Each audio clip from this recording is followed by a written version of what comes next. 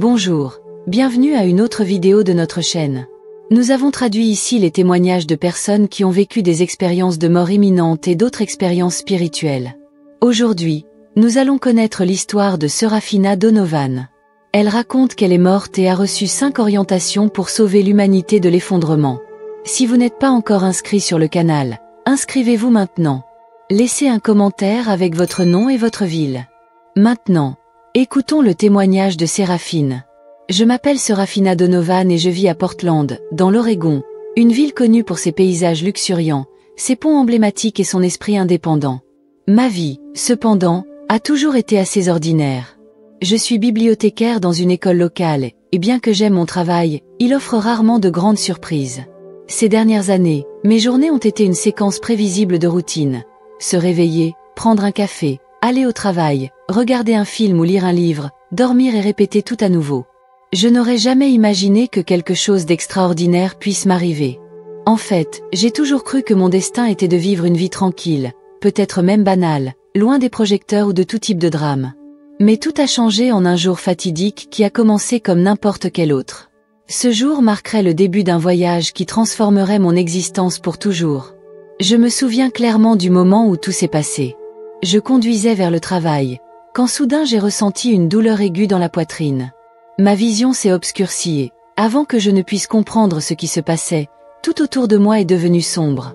Quand j'ai ouvert les yeux, je n'étais plus dans ma voiture. J'étais dans un endroit éthéré, enveloppé dans une lumière douce et accueillante. J'ai ressenti une paix indescriptible, comme si tous les soucis du monde avaient disparu. C'est alors que je vis des figures lumineuses autour de moi, des êtres d'une beauté indescriptible. Ils m'ont dit que j'étais mort, mais que ma mission sur Terre n'était pas encore terminée. Ces êtres m'ont donné 5 orientations pour sauver l'humanité de l'effondrement. Chacune d'elles était un appel à la compassion, à la solidarité et à la préservation de notre planète. On m'a dit que je devais partager ces messages avec le monde, car c'était la seule façon d'éviter un avenir sombre. Quand je suis revenue dans mon corps, j'étais à l'hôpital, entourée de médecins et d'infirmières. Ils ont dit que j'avais subi un arrêt cardiaque, mais d'une certaine manière, contre toute attente, j'étais en vie. Depuis, ma vie n'a plus jamais été la même. J'ai ressenti une urgence de partager les messages que j'ai reçus. Je ne sais pas ce que le futur réserve, mais je sais que je ne suis plus seule. J'ai une mission, et avec l'aide de ces êtres lumineux, je crois que nous pouvons faire la différence. Tout a commencé un matin d'automne froid et brumeux. Je venais de préparer mon café, un rituel que j'appréciais profondément. Le mélange de l'arôme du café frais avec l'air frais et humide de Portland était une des petites joies de ma routine quotidienne. Assise dans mon fauteuil préféré près de la fenêtre, j'observais les feuilles rouges et dorées tomber lentement des arbres, créer un tapis. Je me suis mis à boire mon café. Mon esprit vagabondait, pensant à mon filleul Tommy, un enfant de 8 ans, toujours aussi curieux et plein de questions sur le monde. Récemment, il avait commencé à montrer un intérêt particulier pour la spiritualité et les grandes questions de la vie. Voulant l'inspirer et lui donner quelque chose de spécial, j'ai commandé un vitrail avec une citation que je pensais pouvoir toucher son cœur. Plus tard dans la journée, le paquet arriva. Mon cœur s'enflamma d'excitation tandis que je déchirais l'emballage, espérant voir le vitrail. Au lieu de cela, j'ai été stupéfaite de trouver une statuette blanche de Saint François d'Assise. Je restais immobile, regardant la silhouette dans mes mains, un mélange de déception et de curiosité m'envahissant. Comment cela a-t-il pu arriver? Je me suis dit à haute voix, sentant un soupçon de frustration. J'ai pris mon téléphone et j'ai appelé la société qui m'a vendu l'article. Après quelques minutes d'attente, une voix féminine répondit « Bonjour, que puis-je faire pour vous ?»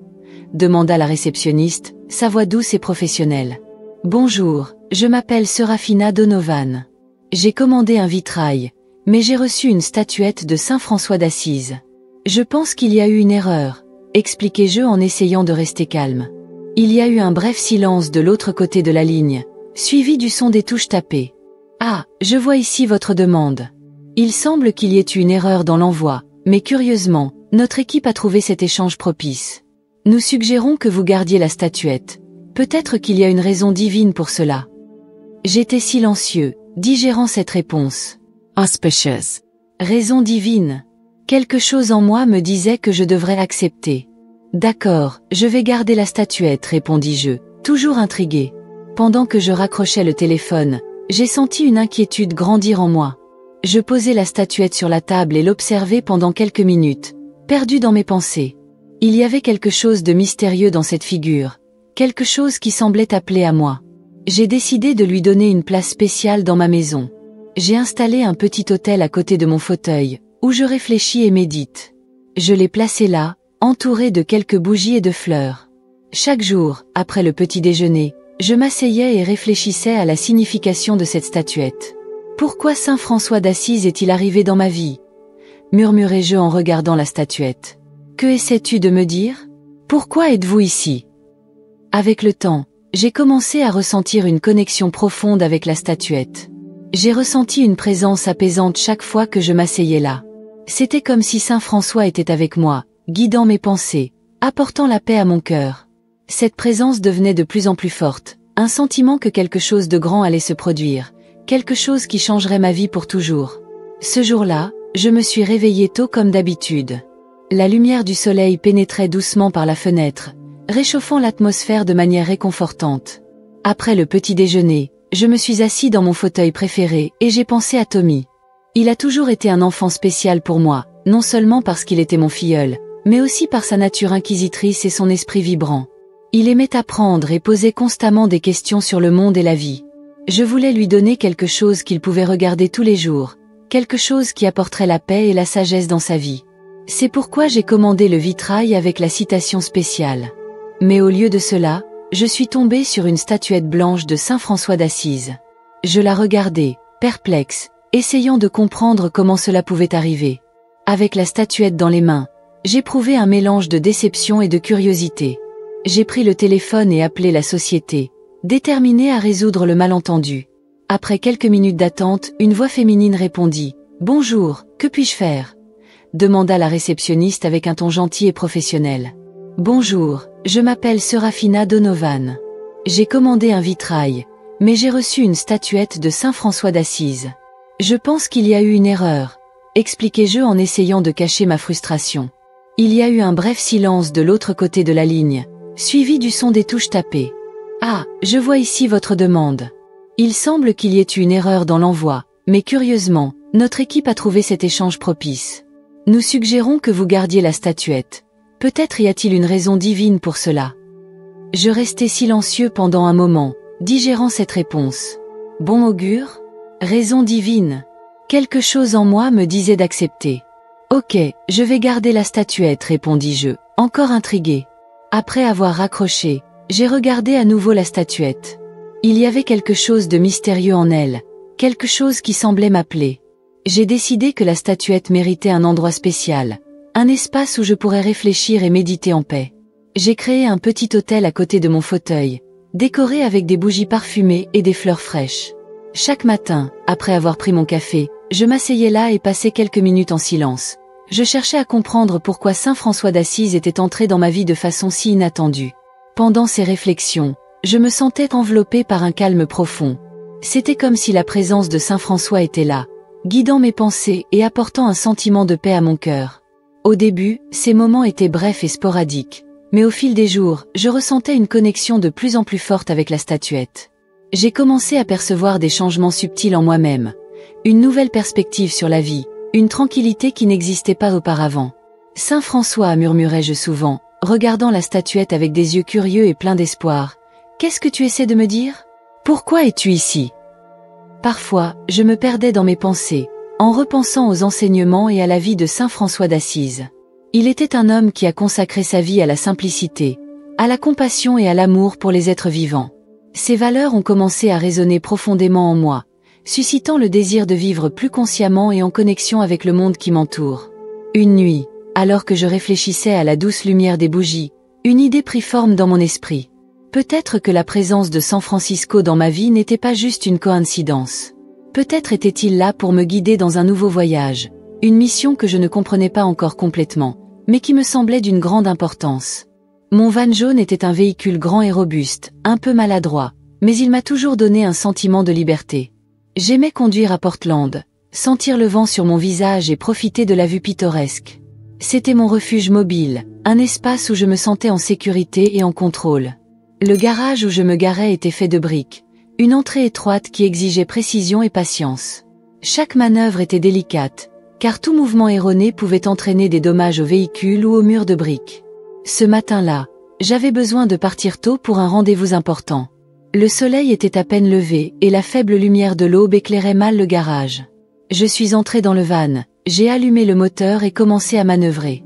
J'ai réalisé que j'étais sous un mauvais angle, ce qui rendait la tâche encore plus difficile. Je sa upiraj, frustre. Toujours la même chose, murmura-je à moi-même en sortant du van pour vérifier la position. Le garage semblait plus serré que jamais, et la tension augmentait à chaque seconde. Quand je suis retourné dans le van, quelque chose d'étrange s'est produit. La porte a commencé à bouger toute seule et le van a soudainement avancé.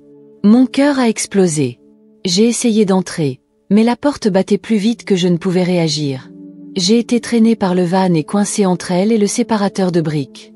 La douleur était insupportable. J'ai senti mes os se briser, mes poumons brûler.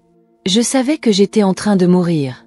Cependant, au milieu du désespoir et de l'agonie, quelque chose d'inattendu arriva. Un calme profond s'empara de moi. C'était comme si une main invisible et réconfortante me guidait vers un endroit sûr. J'ai commencé à sentir mon corps perdre ses fonctions, mais mon esprit était étrangement lucide. J'ai vu ma vie passer devant mes yeux dans des flashs rapides, de mon enfance à ce moment fatidique. J'ai ressenti une gamme d'émotions, colère à cause de l'accident, peur de l'inconnu et enfin une acceptation sereine de ce qui se passait. C'était comme si je me détachais de mon corps, flottant au-dessus de la scène horrible dans le garage. J'ai regardé en bas et j'ai vu mon corps coincé, inerte et immobile, une vision qui semblait surréaliste. Et puis, au milieu de l'obscurité qui m'entourait, une lumière brillante est apparue, augmentant en intensité jusqu'à ce que je puisse à peine la regarder directement. Au centre de cette lumière, une figure a commencé à se former. Au début, ce n'était qu'une silhouette, mais j'ai rapidement reconnu les caractéristiques familières. C'est ainsi que je connaissais Saint François d'Assise. Il était enveloppé dans une lumière divine, sa présence à la fois écrasante et réconfortante. « Serafina, n'aie pas peur, dit-il sans bouger les lèvres. » La communication était directe, l'esprit à l'esprit. Sa voix résonnait dans mon esprit avec une clarté cristalline, me remplissant d'un sentiment de paix et de sécurité. « J'ai quelque chose d'important à te montrer. » Et c'est là qu'il m'a montré des visions du futur. J'ai vu la guerre et la famine, les villes autrefois vibrantes maintenant en ruines, les champs verts transformés en déserts stériles. La douleur et la souffrance étaient palpables. J'ai vu des gens se battre pour survivre, des enfants pleurer de faim et la destruction causée par l'indifférence et la cupidité humaine. Mais au milieu de ce scénario de désolation, il y avait de l'espoir. Saint François m'a transmis 5 orientations urgentes pour la survie de l'humanité. Ces paroles, bien que simples, étaient puissantes et pleines de sagesse. Il m'a demandé de partager ces messages avec autant de personnes que possible.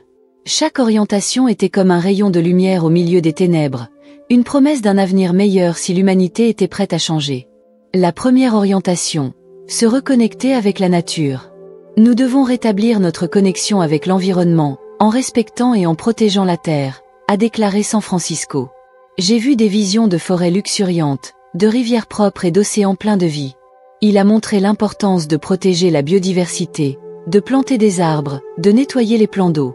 J'ai vu des gens travailler ensemble, restaurer des écosystèmes endommagés, créer des jardins communautaires et apprendre à vivre en harmonie avec la nature. Serafina, la terre est notre mère. Sans elle, nous ne pouvons survivre. Apprenez aux gens à la respecter et à prendre soin d'elle comme ils prendraient soin d'un être cher. La deuxième orientation, cultiver la compassion et la solidarité. Il est essentiel de s'entraider et de construire des communautés fortes basées sur l'amour et l'empathie, a poursuivi Saint François. J'ai vu des scènes de personnes qui s'entraident en temps de besoin, partagent leurs ressources et offrent un soutien émotionnel. Au lieu de rivaliser et de se battre, j'ai vu l'humanité unie dans un esprit de solidarité, construisant des communautés où tout le monde prenait soin les uns des autres. Ce n'est que par la compassion et l'empathie que nous pouvons surmonter les défis à venir. Aidez-vous mutuellement et ensemble, vous serez forts. La troisième orientation, réduire la consommation et les déchets. Adopter un mode de vie plus durable en minimisant notre impact négatif sur la planète, a-t-il déclaré, tout en me montrant des images de paysages défigurés par les déchets et la consommation effrénée. J'ai vu des gens apprendre à vivre avec moins, recycler, réutiliser et réduire les déchets. J'ai vu des marchés d'échange où les biens étaient partagés plutôt que achetés et un changement collectif vers une consommation consciente. Chaque acte de consommation a un impact. Apprenez aux gens à consommer avec responsabilité, à penser aux conséquences de leurs actions. La quatrième orientation, éducation et conscience spirituelle. Fournir une éducation qui valorise la spiritualité et le lien avec le divin, pas seulement le matérialisme, a expliqué saint François. J'ai vu des enfants apprendre la spiritualité, l'éthique et la science de la conscience. J'ai vu des adultes redécouvrir la spiritualité dans leur vie, méditer, prier et trouver la paix intérieure. La véritable éducation ne consiste pas seulement à accumuler des connaissances, mais aussi à développer l'âme. Aider les gens à trouver leur chemin spirituel. La cinquième orientation, se préparer à la transition. Accepter et s'adapter aux changements inévitables qui vont venir, tout en gardant l'espoir et la résilience, a-t-il déclaré. J'ai vu des visions de catastrophes naturelles, de crises économiques et sociales, mais j'ai aussi vu la résilience humaine. J'ai vu des gens s'adapter, trouver de nouvelles façons de vivre, de s'aider et de prospérer dans l'adversité. La clé de la survie est la flexibilité et la capacité d'adaptation. Le changement est la seule constante. Apprenez aux gens à être flexibles, à s'adapter et à garder espoir, même dans les moments difficiles. Tandis que saint François me montrait ses visions et me transmettait ses paroles de sagesse, je ressentais une profonde transformation intérieure. J'ai compris que je recevais une mission sacrée, une énorme responsabilité, mais aussi un cadeau inestimable. La vie que je connaissais était sur le point de changer pour toujours, et j'étais prête à embrasser ce nouveau chemin. Flottant dans cet état entre la vie et la mort, saint François a commencé à me faire revoir ma vie. Au début, c'était comme regarder un vieux film sur un écran géant, avec des moments de ma vie défilant devant mes yeux en succession rapide. Pendant ces réflexions, je me sentais enveloppée par un calme profond. C'était comme si la présence de saint François était là, guidant mes pensées et apportant un sentiment de paix à mon cœur. Au début, ces moments étaient brefs et sporadiques. Mais au fil des jours, je ressentais une connexion de plus en plus forte avec la statuette. J'ai commencé à percevoir des changements subtils en moi-même, une nouvelle perspective sur la vie, une tranquillité qui n'existait pas auparavant. Saint François, murmurais-je souvent, regardant la statuette avec des yeux curieux et pleins d'espoir. Qu'est-ce que tu essaies de me dire? Pourquoi es-tu ici? Parfois, je me perdais dans mes pensées, en repensant aux enseignements et à la vie de saint François d'Assise. Il était un homme qui a consacré sa vie à la simplicité, à la compassion et à l'amour pour les êtres vivants. Ces valeurs ont commencé à résonner profondément en moi, suscitant le désir de vivre plus consciemment et en connexion avec le monde qui m'entoure. Une nuit, alors que je réfléchissais à la douce lumière des bougies, une idée prit forme dans mon esprit. Peut-être que la présence de San Francisco dans ma vie n'était pas juste une coïncidence. Peut-être était-il là pour me guider dans un nouveau voyage, une mission que je ne comprenais pas encore complètement, mais qui me semblait d'une grande importance. Mon van Ford jaune était un véhicule grand et robuste, un peu maladroit, mais il m'a toujours donné un sentiment de liberté. J'aimais conduire à Portland, sentir le vent sur mon visage et profiter de la vue. Le van était mon refuge mobile, un espace où je me sentais en sécurité et en contrôle. Le garage où je me garais était en briques, serré et exigeant de la précision et de la patience pour entrer et sortir. Tout mouvement incorrect pourrait entraîner des dommages au véhicule ou au mur de briques. Ce matin-là, j'avais besoin de partir tôt pour un rendez-vous important. Le soleil était à peine levé et la faible lumière de l'aube éclairait mal le garage. Je suis entré dans le van, j'ai allumé le moteur et commencé à manœuvrer. J'ai réalisé que j'étais sous un mauvais angle, ce qui rendait la tâche encore plus difficile. Je sa upirai, frustre. Toujours la même chose, murmura-je à moi-même en sortant du van pour vérifier la position. Le garage semblait plus serré que jamais, et la tension augmentait à chaque seconde. Quand je suis retourné dans le van, quelque chose d'étrange s'est produit. La porte a commencé à bouger toute seule et le van a soudainement avancé. Mon cœur a explosé. J'ai essayé d'entrer, mais la porte battait plus vite que je ne pouvais réagir. J'ai été traîné par le van et coincé entre elle et le séparateur de briques. La douleur était insupportable. J'ai senti mes os se briser, mes poumons brûler. Je savais que j'étais en train de mourir. Cependant, au milieu du désespoir et de l'agonie, quelque chose d'inattendu est arrivé. Un calme profond m'envahit, comme si une main invisible et réconfortante me guidait vers un endroit sûr. J'ai commencé à sentir mon corps perdre ses fonctions, mais mon esprit était étrangement lucide. J'ai vu ma vie passer devant mes yeux dans des flashs rapides, de mon enfance à ce moment fatidique. J'ai ressenti une gamme d'émotions, colère à cause de l'accident, peur de l'inconnu et enfin une acceptation sereine de ce qui se passait. C'était comme si je me détachais de mon corps, flottant au-dessus de la scène horrible dans le garage. Je regardais en bas et vis mon corps coincé, inerte et immobile. Une vision qui semblait surréaliste. Et puis, au milieu de l'obscurité qui m'entourait, une lumière brillante est apparue, augmentant en intensité jusqu'à ce que je puisse à peine la regarder directement. Au centre de cette lumière, une figure a commencé à se former. Au début, ce n'était qu'une silhouette, mais j'ai rapidement reconnu les caractéristiques familières. C'était celui que je connaissais comme Saint François d'Assise. Il était enveloppé dans une lumière divine, sa présence écrasante et réconfortante à la fois. « Serafina, n'aie pas peur, dit-il sans bouger les lèvres. » La communication était directe, l'esprit à l'esprit. Sa voix résonnait dans mon esprit avec une clarté cristalline, me remplissant d'un sentiment de paix et de sécurité. « J'ai quelque chose d'important à te montrer. » Et c'est là qu'il m'a montré des visions du futur. Nous flottions au-dessus de la terre et je voyais des scènes de désolation. Famine, ville autrefois vibrante maintenant en ruine, champs verts transformés en désert stérile. La douleur et la souffrance étaient palpables. J'ai vu des gens se battre pour survivre, des enfants pleurer de faim et la destruction causée par l'indifférence et la cupidité humaine. Mais, au milieu de ce scénario de désolation, il y avait de l'espérance. Saint François m'a transmis 5 orientations urgentes pour la survie de l'humanité. Ces paroles, bien que simples, étaient puissantes et pleines de sagesse. Il m'a demandé de partager ces messages avec autant de personnes que possible. Chaque orientation était comme un rayon de lumière au milieu des ténèbres, une promesse d'un avenir meilleur si l'humanité était prête à changer. La première orientation était de se reconnecter avec la nature. Nous devons rétablir notre connexion avec l'environnement, en respectant et en protégeant la terre. J'ai vu des visions de forêts luxuriantes, de rivières propres et d'océans pleins de vie. Il a montré l'importance de protéger la biodiversité, de planter des arbres, de nettoyer les plans d'eau. J'ai vu des gens travailler ensemble, restaurer des écosystèmes endommagés, créer des jardins communautaires et apprendre à vivre en harmonie avec la nature. Serafina, la terre est notre mère. Sans elle, nous ne pouvons survivre. Apprenez aux gens à la respecter et à prendre soin d'elle comme ils prendraient soin d'un être cher. La deuxième orientation était de cultiver la compassion et la solidarité. Il est essentiel de s'entraider et de construire des communautés fortes basées sur l'amour et l'empathie. J'ai vu des scènes de personnes qui s'entraident dans les moments difficiles, partagent leurs ressources et offrent un soutien émotionnel au lieu de se battre. Je voyais l'union dans un esprit de solidarité, en construisant des communautés où chacun prenait soin de l'autre. Ce n'est que par la compassion et l'empathie que nous pouvons surmonter les défis à venir. Aidez-vous mutuellement et ensemble, vous serez forts. La troisième orientation était de réduire la consommation et les déchets. Adopter un mode de vie plus durable, en minimisant notre impact négatif sur la planète.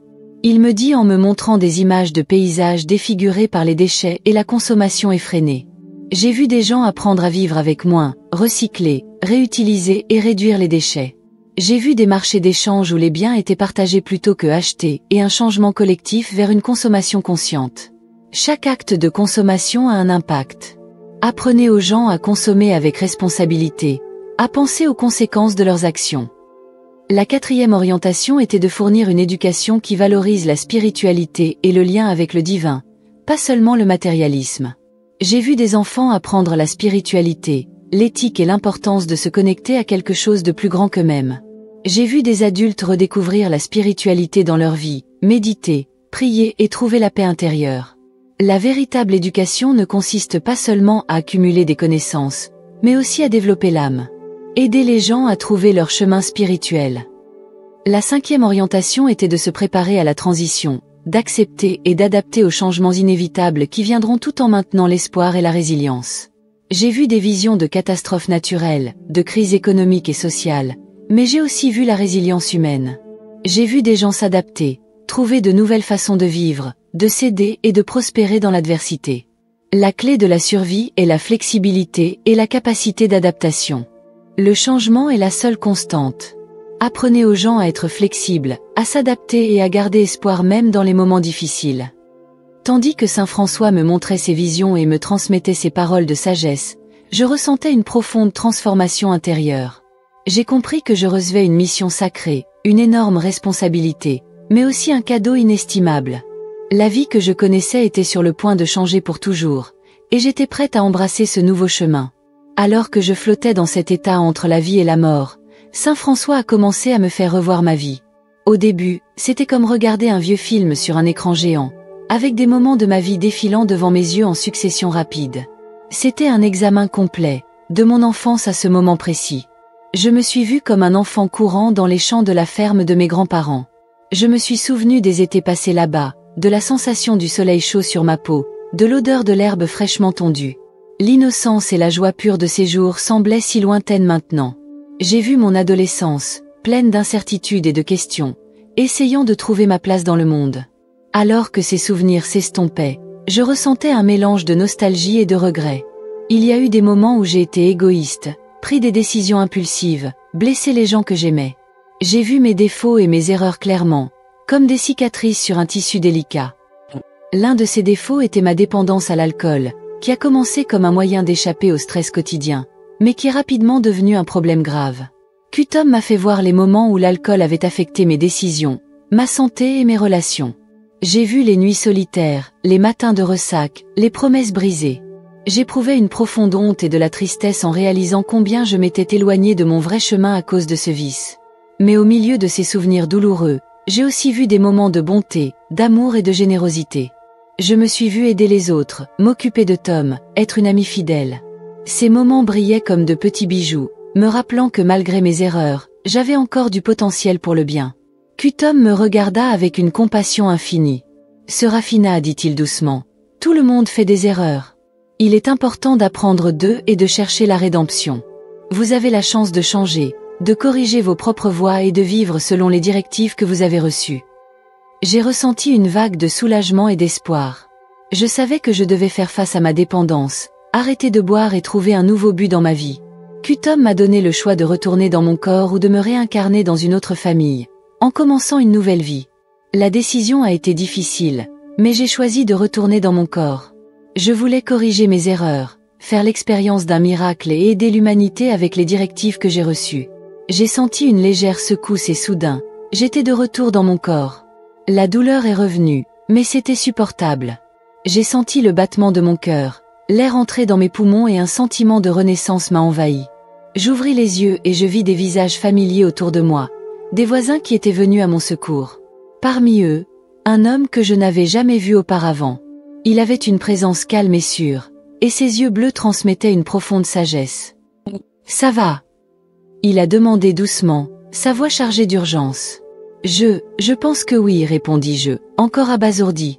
L'homme s'est présenté comme Michael, expliquant qu'il vivait dans le quartier depuis peu et qu'il avait entendu le bruit de l'accident. « Nous devons l'emmener à l'hôpital, dit-il, sa voix ferme. Vous avez subi un grave accident, mais vous semblez être dans un état miraculeux. » Michael m'a aidé à me lever avec précaution et ensemble, nous sommes allés à l'hôpital. En chemin, il a examiné les accords que j'avais conclus avec Q-Tom, comme s'il savait exactement ce qui était arrivé. Sa présence était étrangement réconfortante, comme s'il était là pour me guider et me protéger.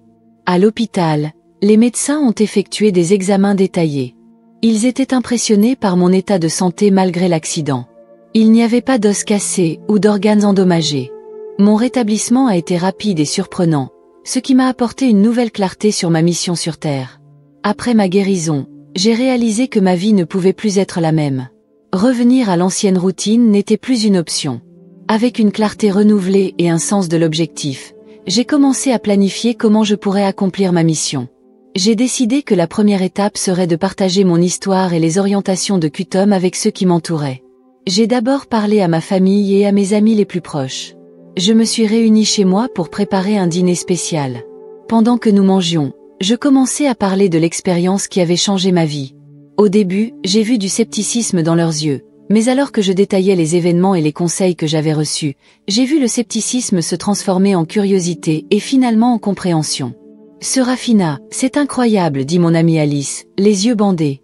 Mais je crois en vous et je suis là pour vous aider si vous avez besoin. » Michael, l'homme qui m'a aidé après l'accident, est également devenu une présence constante dans ma vie.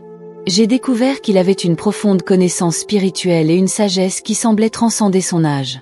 Il m'a aidé à structurer mes idées et à trouver des moyens de mettre en œuvre les directives de Q-Tom. Avec l'aide de Michael, j'ai commencé à planifier comment je pourrais mettre en œuvre les 5 directives dans ma vie et dans la communauté qui m'entoure. Nous avons décidé que la meilleure façon de procéder était de commencer petit, avec des actions concrètes et locales, puis d'étendre nos initiatives au fur et à mesure que nous gagnerions du soutien et des ressources. La première orientation était de rétablir notre connexion avec la nature. Michael et moi avons commencé à organiser des visites écologiques et des nettoyages de parcs dans notre quartier.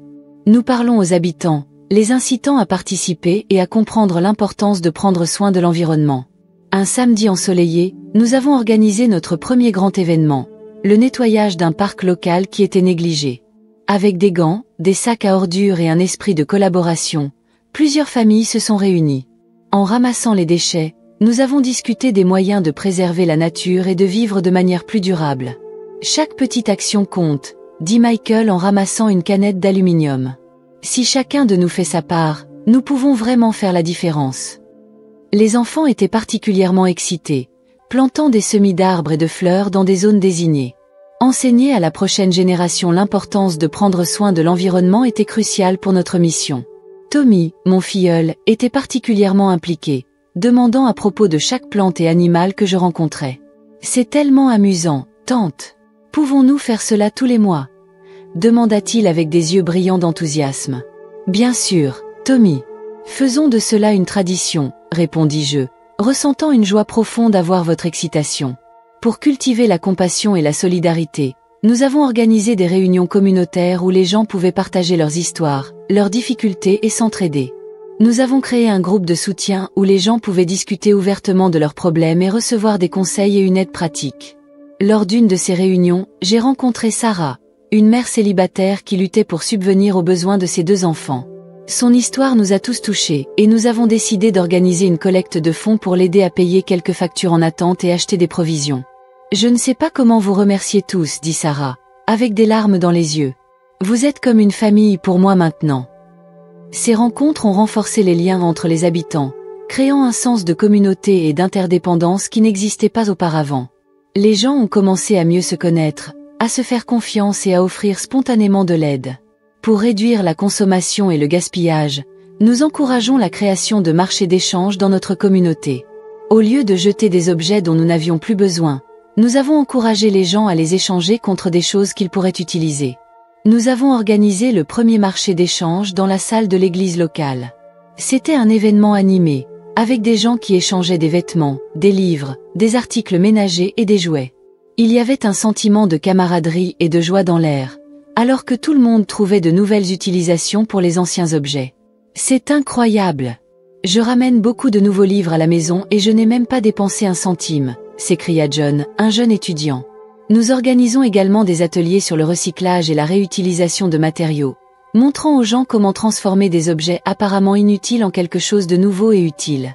Ces ateliers ont non seulement aidé à réduire les déchets, mais ils ont également suscité la créativité chez les gens.